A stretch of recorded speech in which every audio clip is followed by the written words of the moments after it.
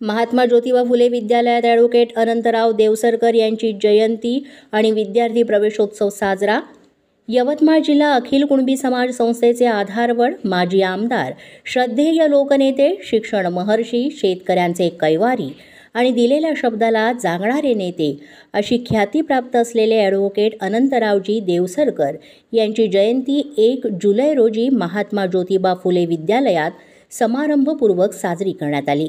या कार्यक्रमाचे अध्यक्ष विद्यालयाचे मुख्याध्यापक प्रमोद देशमुख सर, प्रमुख अतिथी पर्यवेक्षक दिलीप सुरते सर, शिक्षक प्रतिनिधी श्री कनाके, पांडुरंग हरण, शिंदे, बाबू पत्रकार, चंद्रे मॅडम आणि सर्व शिक्षक तसंच शिक्षकेतर कर्मचारी बंधू भगिनी उपस्थित होत्या.